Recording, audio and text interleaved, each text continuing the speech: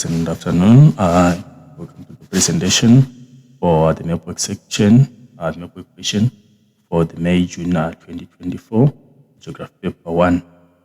Your host is Conrad Mpinguri.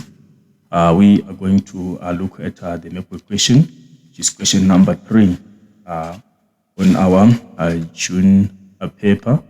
Right, we are going to start with the first question under section B, section B, network and calculations.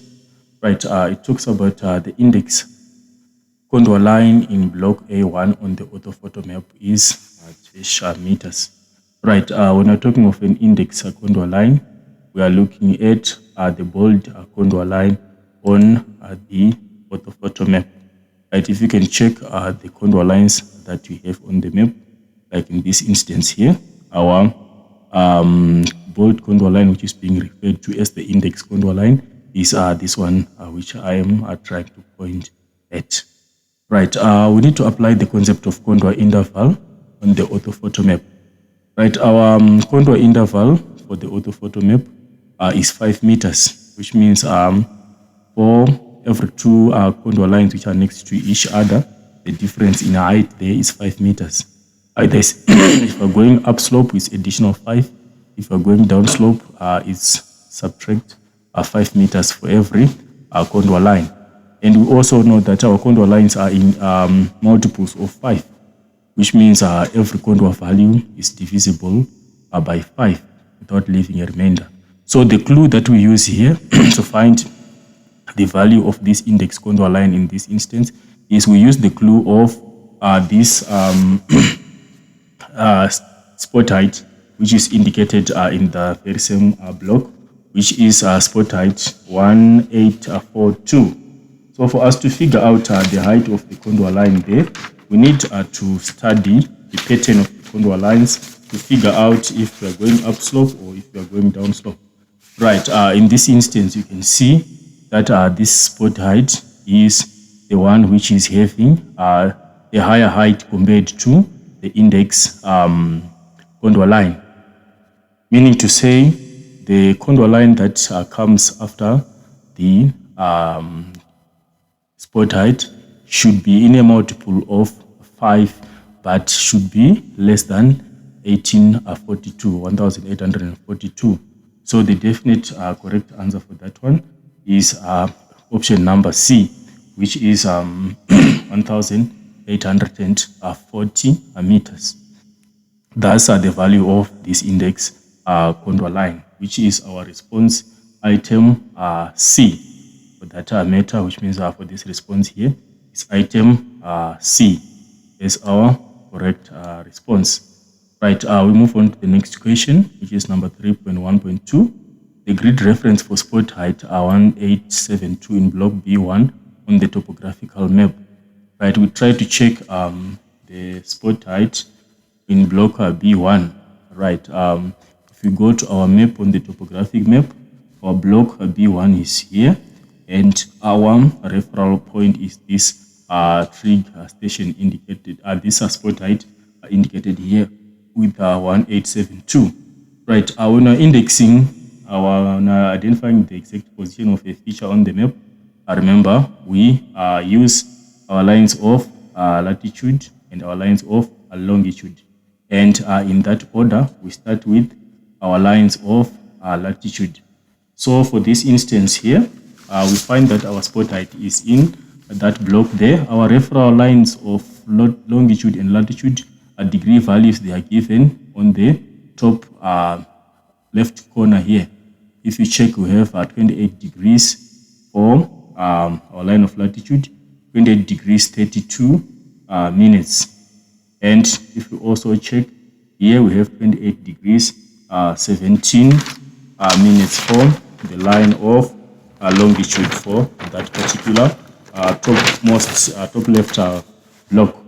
So if we try to figure out there, we tend to find that if we try to estimate the exact position of this one, we have the degree value given already for latitude, and we have the minute value given already. We can play around with those ones even without using calculations to determine this exact position. So our line of latitude here, our degree line of latitude is 28 degrees. And these lines that we have here, they are minute lines. The first one being 32 minutes to this 32 minutes south, and which means the next line is 33 minutes to the south, 34 minutes, 35 going to the south. Our latitude values, they increase as we are going to the south, since we are in the southern hemisphere. So it implies that this block here, remember our referral point when you are referencing features on the map, we pick our coordinates from the northwest corner here, which means our referral corner for this instance here is this corner here. That is where we are supposed to pick our coordinates from. So if we are using this northwest corner here to pick our coordinates, it means the line of latitude which we are supposed to use is 28 degree line of latitude, and the minute value is 32. For this one is 33. So if we try to check our responses, we want a response with 28 degrees and 33 minutes. So if we check there, 28 degrees 30 of the option A, it means it's wrong.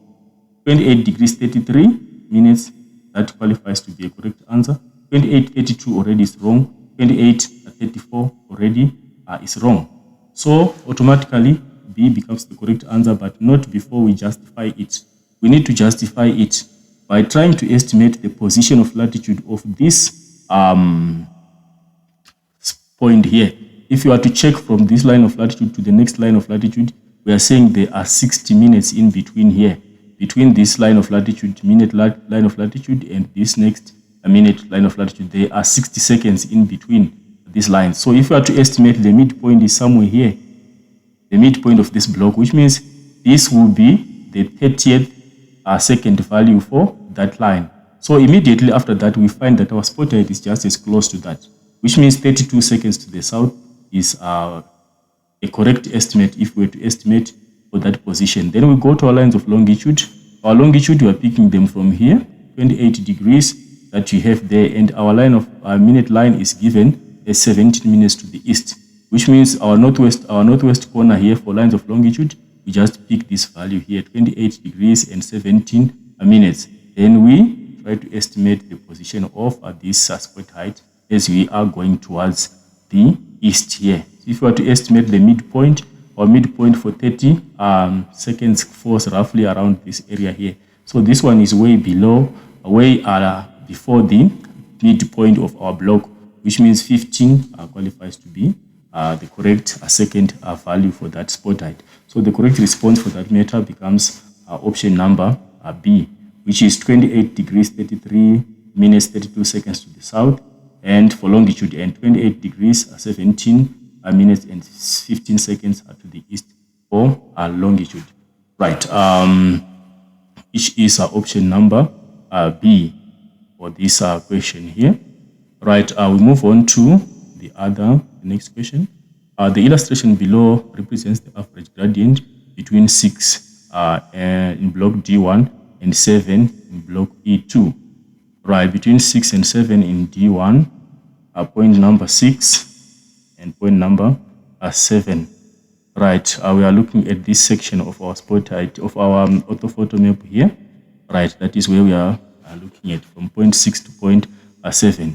You can actually see that this landscape is basically a gently sloping landscape from point 7 as we go to point 6. If I were to draw a straight line between these 2 points, you can actually see that this is a gently sloping landscape. It's almost a flat landscape between those 2 points. So the question says, determine the vertical interval of the illustrated gradient. If it's 1 and 197, right, our 197 is the horizontal equivalence, and our 1 is the vertical interval for that illustration. So 1 becomes our vertical interval for that question.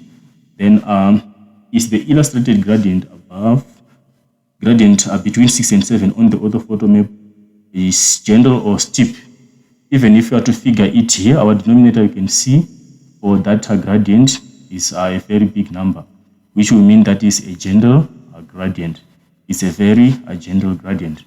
If it was steep, we would be having a smaller figure for the denominator of our ratio for the gradient illustration. Right, we'll move on to the next question. Number 313. C. State how the illustrated gradient influenced the human activities between 6 and 7.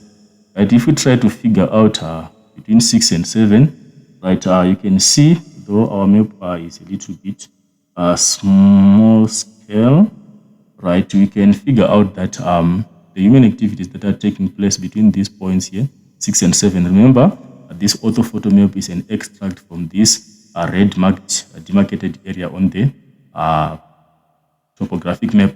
So we can do an integration of the two maps to try and figure out what exactly is happening on that particular part of the section of the map.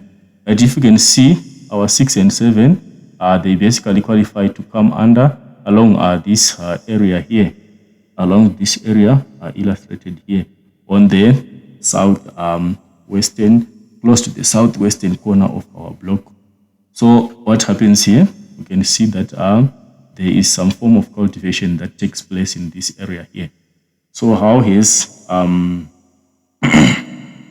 gradient influenced human activities?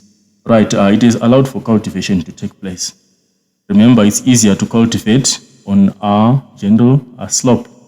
So it has influenced cultivation to be undertaken on that area because the area is generally a flat landscape or a gently sloping landscape, which makes it easier to engage in cultivation activities.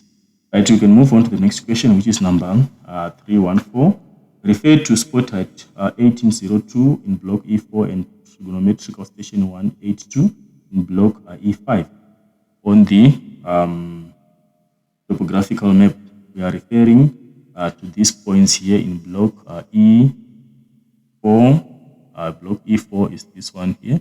We have this spot height indicated here, 1802, and we have in E5, we have this station here. So which means our focal point, we are supposed to refer to these 2 points, this spot height indicated here, and the station 182, which is here. The question says, determine the true bearing from the spot height 1802 to trigonometrical station 182. When the question is asking about calculation of bearing, I'll try to illustrate, though I won't be very accurate in my illustrations, but I'll try to show how we get to determine our true bearing for that matter. Right, what we need to do here, we have identified the 2 points. Our spot height is here and our station is here. So what we need to do between these 2 points, we need to determine where are we supposed to be stationed. The question is saying, refer to spot height, determine the true bearing from spot height. That means we are at this spot height here. That is where we are located, and we need to determine the direction of the trig station using an angular direction. So it means for this matter here, we are supposed to have our illustration, our drawing coming on this particular part of the spot height. Right, we are supposed to draw our true north line on this spot height here, which should be a straight line which runs parallel to our lines of longitude on the map. Like that one there, it should go through the feature here. Unfortunately, because I'm not very accurate, I'm not using a ruler, I'm just using freehand. Right, and this is our true north direction. Remember, when we're talking of true bearing, we need to determine an angle in clockwise direction from our true north direction. So we draw a straight line which runs parallel to our lines of longitude. That is our north-south line. And then we connect the 2 features. We are from this spot height here. We draw a straight line that joins, that connects to the feature that we want to determine the true bearing. So now the angle that we want, we measure the angle in a clockwise direction, starting from true north. We place our protractor and try to identify the size of this angle here. That is, so when you are placing your protractor, you place your 0 value to the true north direction, and the midpoint, the mid mark of your protractor should come right at the feature here. As you are placing your protractor, you place with your bottom marking of your protractor, that line stretching along this north-south line with 0 on the north. Then you use the outer readings of the protractor to determine the angle which is marked by this line which joins the two features. Right, let's say for example, this angle here you can see is less than a right angle. Let's say plus or minus our size of the angle, let's say 60 degrees as an estimate. Since I'm not actually having a hard copy of the map to do the calculation, let's just use an assumption that our angle, we get it as 60 degrees approximately after using the protractor. So it's a matter of drawing accurately and drawing accurate and straight lines such that the angle does not deviate much from the exact angle which is required in the question. So that is basically how. And also the other technique that should be mastered is that of drawing a correct north-south line. The line should run parallel to the lines of longitude on the map, which will imply that if you slant the line, the angle will also be distorted by a north-south line, which won't be accurate. Then joining the 2 points, you join straight the 2 points and determine the marking on the outer readings of the protractor. So let's say in this instance, our angle is 60 degrees as an example. Right. The next question says, calculate the magnetic declination for 2024 if the total change is 44 degrees westwards. Right, we got the map information provided. When we are talking of magnetic declination, the information we find it here at the bottom of our topographic map here. That is where we find the information about the declination of an area and the size of the angle of declination. The information says mean magnetic declination is 22 degrees 24 minutes west of true north as of January 2020, and mean annual change is 11 minutes westwards as of January 2020 to December 2020. Right, so it means the angle which was there initially is the angle of 22 degrees 24 minutes. That was in 2020. So from 2020 until now, we are in 2024. So if the total change which has happened there is 44 degrees, it means the angle has further deviated to the west by 44 degrees from that particular year to this current year. Right. Then what is the magnetic declination for 2024? Right. The information that is provided, we have calculated already the total change. What we need to do there is just to add the year which was there initially in 2020 plus the total change, and we get the current magnetic declination for the year 2024. So it's simply 22 degrees 24 minutes, we add 44 minutes, and that will give us 22 degrees and 68 minutes. And for that matter, we cannot leave our value with a minute value which is above 60, because remember 1 degree is equal to 60 minutes. So whenever our value for degrees exceeds 60, we have to reduce it by the size of the degree value. So it means in that for that question, we are saying it's 22 degrees and 24 minutes as of 2020, and we are adding the total change, which is 44 minutes. So if you are adding this, you see you get an 8 here, 6 plus 2, 4 plus 2, you get 6, is 68 minutes, and we take our 22 degrees down. This value is above 60, we have to less by the value of a degree. We subtract 60 here, we add it to the degree value. So if you subtract 60, it remains with 0. We remain with 0.8 minutes here, and we add 1 to the degree value. It gives us 23 degrees 08 minutes. That is the size of the angle in 2024. The magnetic declination angle in 2024 will be 23 degrees and 8 minutes. Right, we move on to the next question.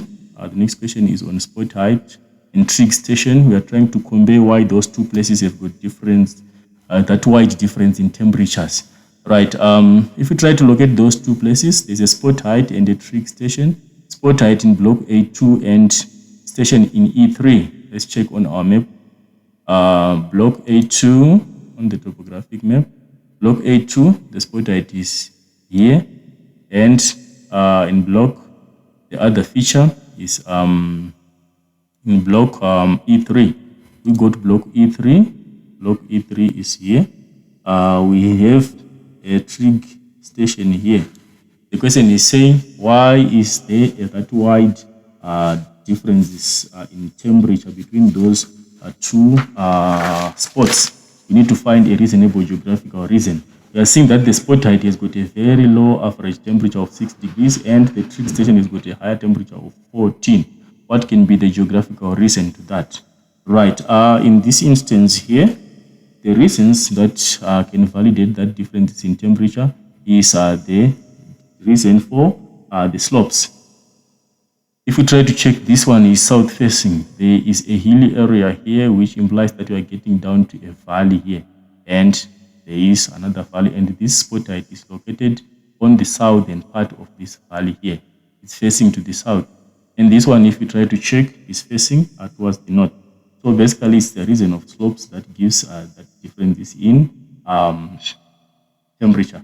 The trigonometrical station is on the north facing side, while it's the station, the spot height is on the south facing side.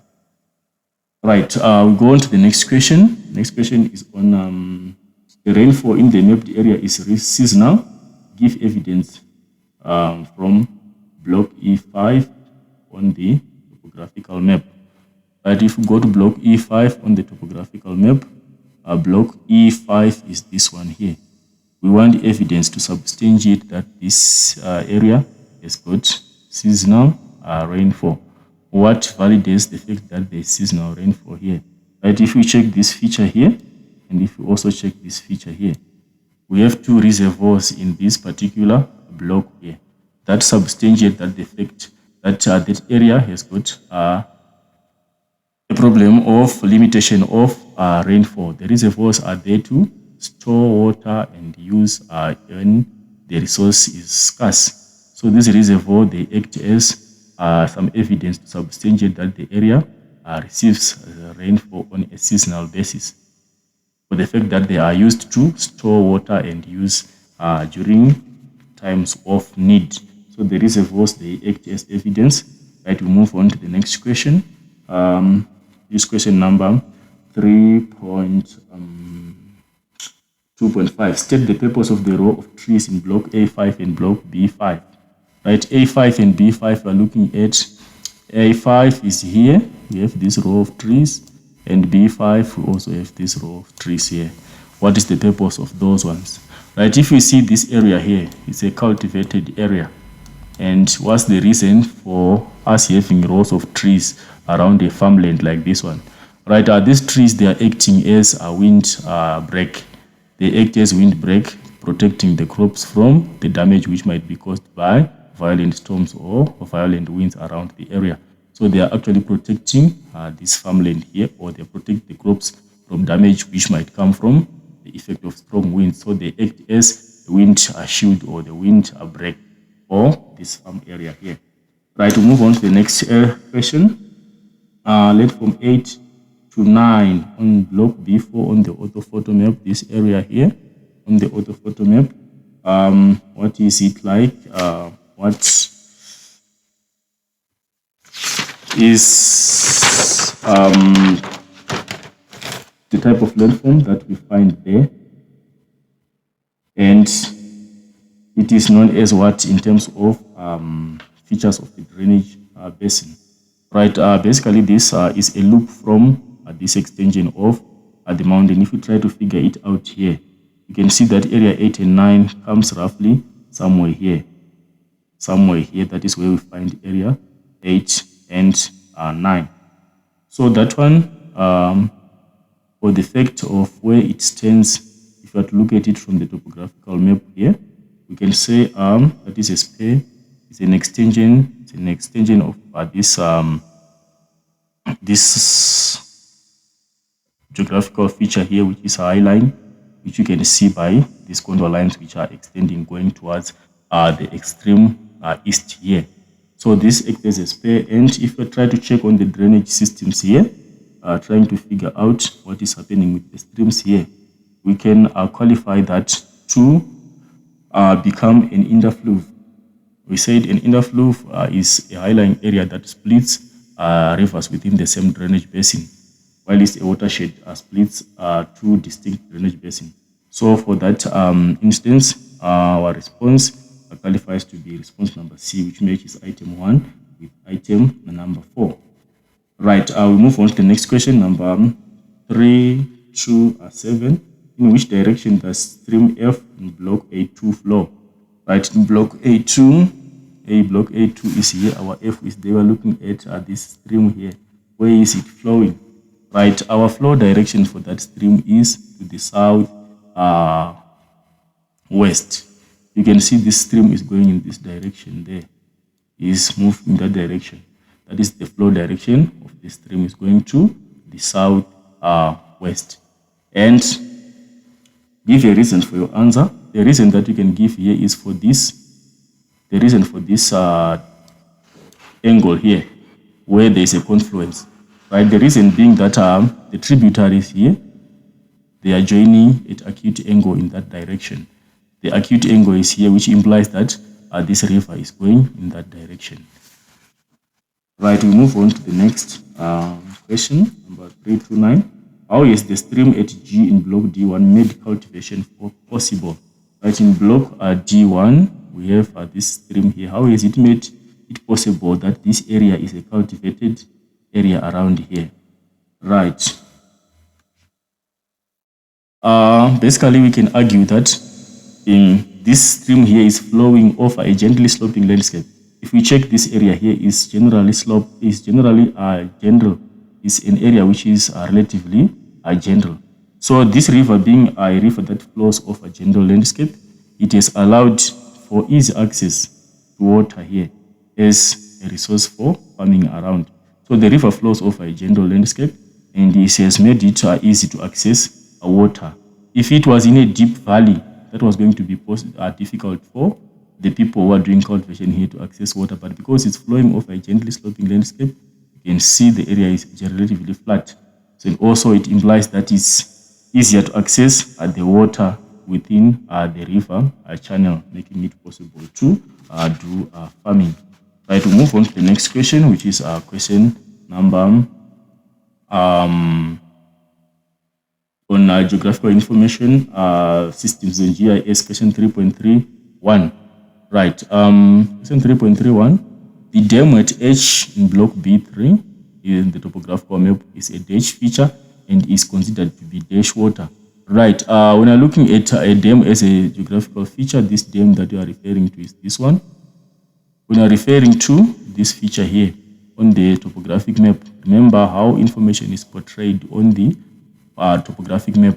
We use vector data to present geographical features, which come in the form of nodes or points, and which also come in the form of lines and in polygons. So a polygon is a completely enclosed area, a feature which is completely closed. Like this dam, if we check it, yes, these boundaries that come to close. So it qualifies to be a polygon feature. And what kind of a water resource is it? Is it perennial or non-perennial? Perennial, we are referring to water sources that do run and that do have water throughout the year. In non-perennial, we have those water sources that do not have water throughout the year. So if we check our coding here, for perennial water, we have this blue shade, and for non-perennial, you can see it's just encircled, but it's not shaded inside. So that dam qualifies to be a polygon and a perennial water source, which makes it response number C, which matches response number 2, which matches 331. The response is the one which matches a polygon, item number 1, and perennial, which is A. Polygon, perennial, item response number A. Right, we move on to the next question, number 3.32. Refer to blocks C4 and C5 on the orthophoto map together with the sketch below on remote sensing. Right, this is our sketch. Right, identify the remote sensing device in the sketch. Right, basically this remote sensing device, you are seeing that it's taking an image from above. So basically it qualifies to be an aerial camera. We can say it's a drone camera. Right. Remote sensing was used to generate the image or photograph used to create the orthophoto map. Is the resolution of the orthophoto map high or low? Right. We can go to the orthophoto map and try to check if the resolution is high or low. When we're talking of resolution, we are looking at the clarity of the image. Is the image clear? The amount of pixels in the image, and also we are looking at the size of the pixels. Right. When we're talking of high resolution, we are saying the image is clear and it has many pixels which are very small, which makes the image very clear. So in this instance, if you try to check on our orthophoto map, this is a high resolution image. It's very clear, which implies that the number of pixels is large, and also the size of the pixels, they are smaller. Right, we move on to the next question. So the resolution is high, and the response to the next question give a reason. The image is clear, which implies it has smaller pixels and it has a large number of pixels. Right, 335, the cost of developing infrastructure in blocks C4 and C5 will be more or less. If you check block C4 and block C5 on the map, block C4 and C5, right, these are our blocks, block C4 and C5 in these blocks here. If we want to construct infrastructure in those blocks, that is going to be expensive. It will be more expensive. Why is it expensive to construct infrastructure? If you check the slope here, this is a steep sloping landscape in these blocks.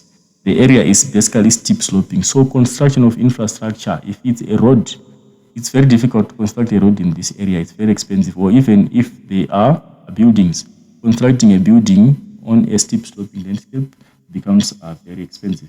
The next question is saying, give a reason for your answer. I think I've explained and given the reasons. The reason being that the area is steep sloping, which makes it very expensive to do any infrastructural project.